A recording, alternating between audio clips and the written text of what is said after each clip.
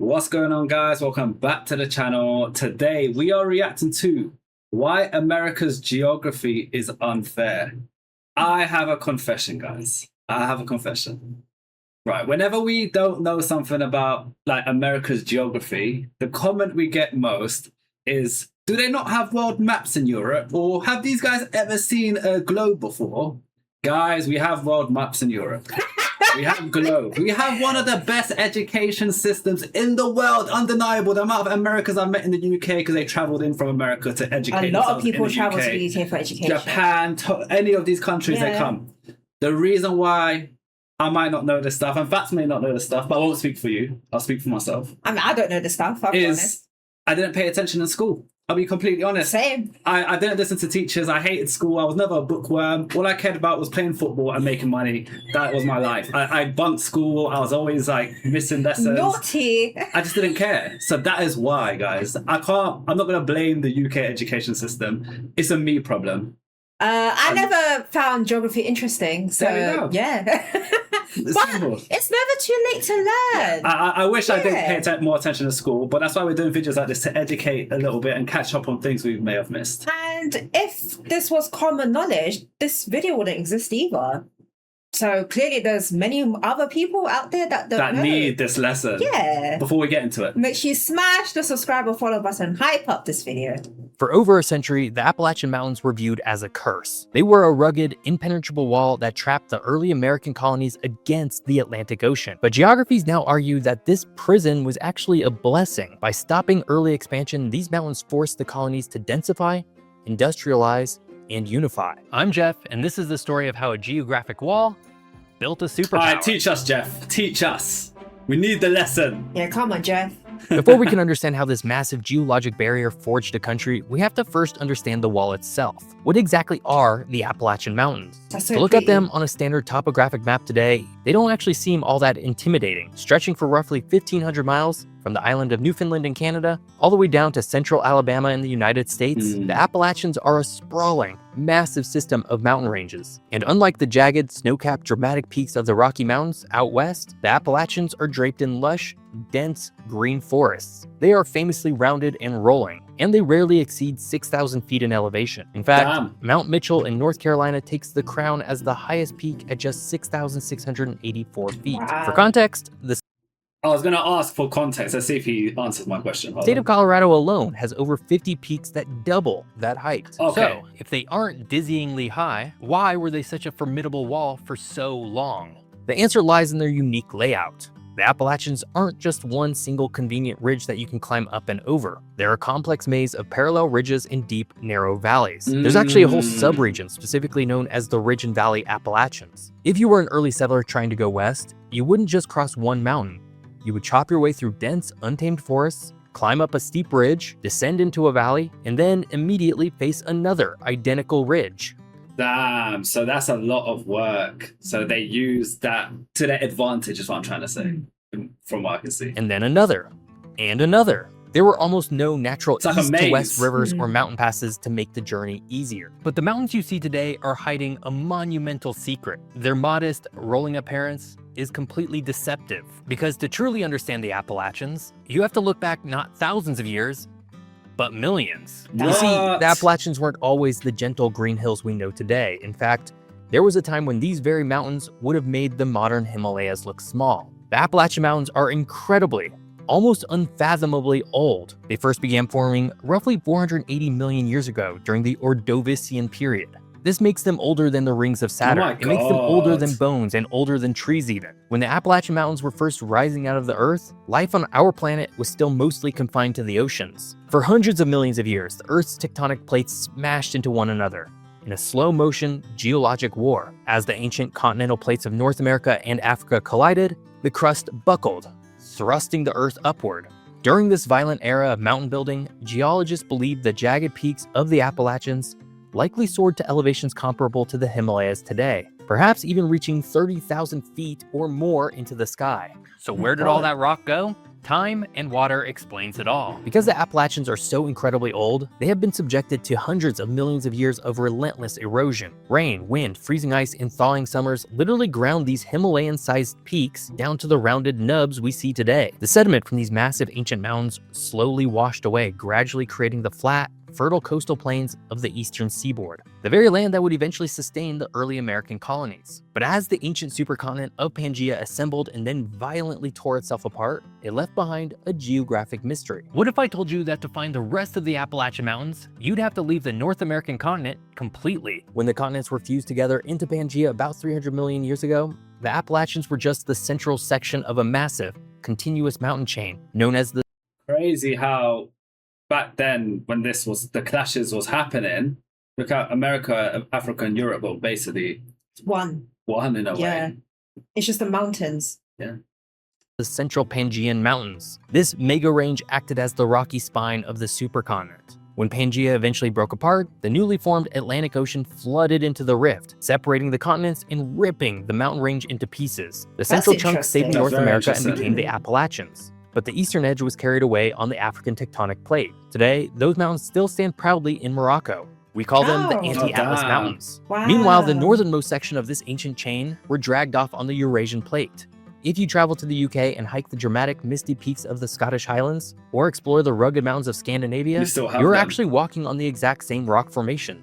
Geologically speaking, the Scottish Highlands, the Atlas Mountains, and the Appalachians are all the exact same mountain range, separated only by an ocean of time and water. This ancient, eroded, continent-spanning wall is what awaited the first European settlers. It was a dense, dark, and seemingly endless labyrinth of ridges and valleys that effectively shut the door to the interior of the North American continent. But a mountain range is more than just rocks and trees. For thousands of years before Europeans ever arrived, this rugged landscape was already home to complex human societies that knew exactly how to navigate the impenetrable. So, how did the early indigenous groups survive the labyrinth? And what exactly happened when a rapidly expanding colonial wave of colonial settlers finally crashed into that immovable wall? We're gonna see exactly how those early nations navigated that massive labyrinth, and why European settlers were trapped behind it for over a century in just a second. But first, since we're talking about the Appalachians, I'm actually crashing into my own who isn't single, fully in Appalachian, making it research. As my store grows, I just for unlimited all of quite a long ads done. Goddamn. Breaking through the wall. This when is the European big one. settlers looked west from the Atlantic coast, they saw an impenetrable fortress of wood and stone. But to the indigenous peoples of North America, the Appalachian Mountains were never really a wall. They were a home, a fortress, and a bustling network of highways. For over 10,000 years, Native American nations navigated the complex ridges and deep valleys that terrified the early Europeans. In the north, the powerful Iroquois Confederacy dominated the terrain, using the geography to control trade and protect their borders. In the south, the Cherokee built sprawling, sophisticated towns in the river valleys, perfectly adapting their agricultural practices to the mountain climate. In fact, long before Europeans ever set foot on the continent, a sprawling path known as the Great Indian Warpath ran the length of the Appalachians, connecting tribes from modern-day New York all the way to Alabama. But in the 17th century, a new force arrived on the eastern shores of the continent, and the balance of the mountains was about to be shattered. When the first English colonists established Jamestown in 1607 and Plymouth in 1620, they clung tightly to the Atlantic coastal plain. For the first century and a half of American colonial history, European settlement barely pushed inland. Why? Because geography dictated their limits. The early colonies relied heavily on navigable rivers to transport goods like tobacco and timber back to Europe. But just a few dozen miles inland, the coastal rivers hit something called the fall line, a geographic boundary where the soft, flat sediment of the coast meets the hard bedrock of the Piedmont region, creating waterfalls and rapids that both simply couldn't pass. Beyond the fall line loomed the blue, hazy ridges of the Appalachians. To the British Crown, this geographic barrier was incredibly convenient. In fact, after the French and Indian War, the British government issued the Royal Proclamation of 1763. This law literally drew a line down the crest of the Appalachian Mountains and made it strictly illegal for colonists to settle west of it. The British wanted to keep the colonists neatly penned against the coast where they could be easily taxed, governed, and controlled, while leaving the deep interior they want to to their tax anything they can get their hands on. Bloody hell. They taxed India for the spices. Yeah, taxing everybody. Taxing everyone. England, man. And obviously England, they had to do this for the world to become what it is They're today. going to tax us to breathe soon. Bro, what facts just said. Native American allies. Oxygen But a tax. geographic wall and a political line were no match for the desire for more land. By the mid-1700s, the American colonies were experiencing a massive population boom. Coastal farmlands were becoming exhausted, and a new generation of Americans were desperate for land, and so they looked west. They knew vast, fertile plains existed on the other side of the mountains, but every attempt to cross with wagons, livestock, and families was thwarted by the endless, brutal ridges of the Appalachians. So, how do you cross an uncrossable mountain range? Well, you don't climb over it. You just gotta find the crack where you can squeeze through. Yeah, Deep in that's the the only intersection way. of modern-day Kentucky, Virginia, and Tennessee, geography had provided a miraculous loophole. Millions of years ago, a meteorite strike weakened the bedrock in a specific No area way. of the mountains. Over countless millennia, a river carved through this weakened rock, leaving behind a deep V-shaped notch in an otherwise solid ridge. This is the Cumberland Gap. While indigenous people had used this gap for centuries, it wasn't until 1750 that a colonial explorer named Dr. Thomas Walker documented it for the Europeans. But the man who blew the doors wide open was a frontiersman named Daniel Boone. In 1775, Boone and a team of axemen hacked a 200-mile trail through the Cumberland Gap, Oh, they creating broke it the through. Wilderness Road. It was far from a modern highway, though. The Wilderness Road was a brutal, steep, muddy, and dangerous path. Wagons frequently shattered, pack animals died, and violent clashes with the Cherokee and Shawnee, who were desperately trying to defend their ancestral lands from this sudden invasion, were a constant reality. The conquering of the Appalachians was not a peaceful expansion. It was a devastating displacement of the indigenous population who had thrived there for thousands of years. Yet, despite the extreme hardships, the crack in the wall had been found. The floodgates opened. Within just a few decades, over 300,000 settlers poured through the Cumberland Gap, spilling out into the Talking about taking advantage of the opportunity. 300,000 people, they squeezed in that gap once they done it. That's a lot of It's people. quite sad that for us to be where we are today, we had to occupy land Yeah. that belonged to others. The UK had to colonize for where the world is today, and you know what? Obviously, a lot of people. There's two sides to the stories. Some people are grateful; they're happy because the world is what it is today, and without the UK doing these things, a lot of places wouldn't exist, and a lot of countries wouldn't exist. But then, at the other hand, of course, people's ancestry, etc., was part of this war in a sense, and it is what it is. You know, it's all written. That's how I look at it. Like, as bad as it may be, you know.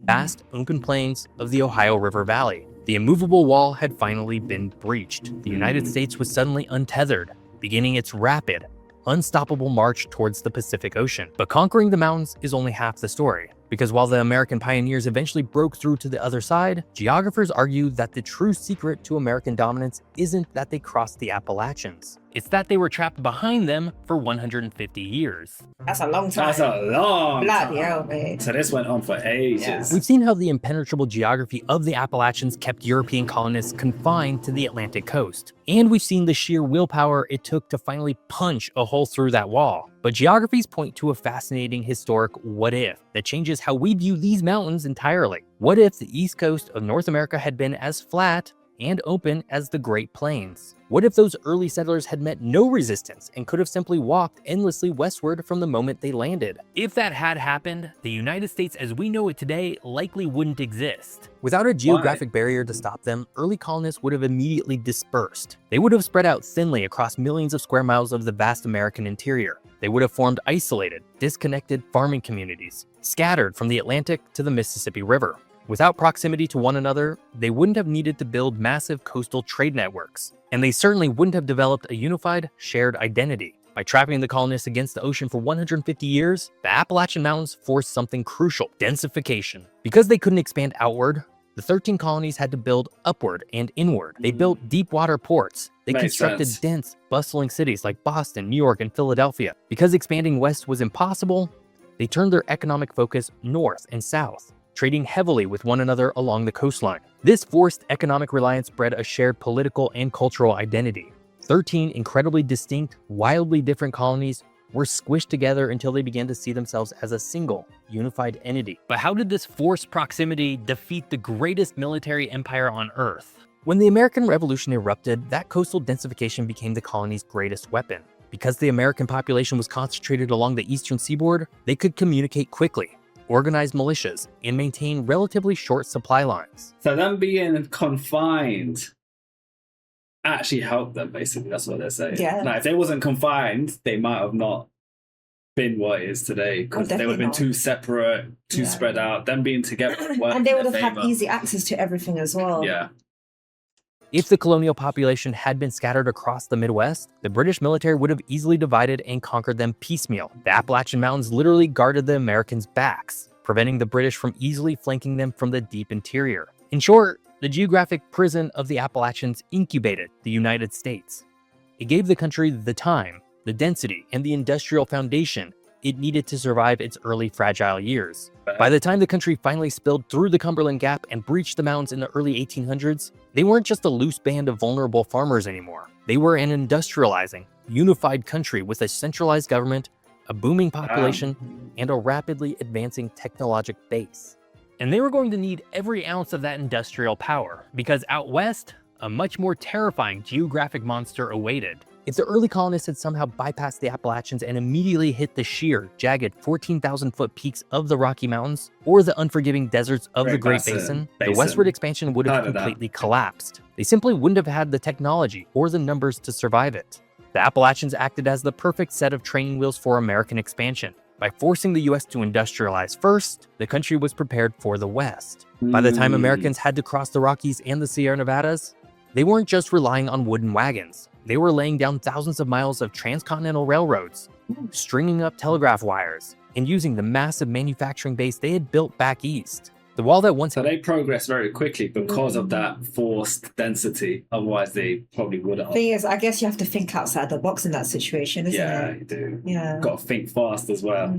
Held them back, had prepared them to conquer a continent. But while the United States moved on to dominate the West, what happened to the mountains themselves? Today, the Appalachian Mountains are no longer a barrier to transportation. Highways tunnel right through the ancient bedrock, and airplanes soar effortlessly over the rolling green ridges. Yet, the mountains remain a vital, irreplaceable part of the American fabric. Physically, they became the engine of the American Industrial Revolution. For over a century, the incredibly rich coal seams buried deep within the Appalachian bedrock powered the country's factories, heated its homes, and fueled the trains that connected the coasts. Today, they're also one of the country's greatest natural playgrounds, home to the Great Smoky Mountains National Park, the most visited national park in the country, and the legendary Appalachian Trail, a 2,190-mile continuous footpath that stretches from Georgia. So that is a big piece of land. It doesn't look big, but it's bloody big. Yeah, that's the thing. Maps, when you look at a map, you don't take the numbers in until you see it like that. I don't think there's even numbers on maps, is there? No, there's no number. Yeah. But what I'm saying, you wouldn't think, oh, this bit is 1 million miles. Like, it just wouldn't come to your head, is what I'm trying to say. When you look at it and someone breaks it down, that tiny then piece, it makes you realize. like, from here to your mum's house is 50 miles, or to my mum's house, my mum's house is 50 miles. That is 2,190 miles. That's crazy. That is insane.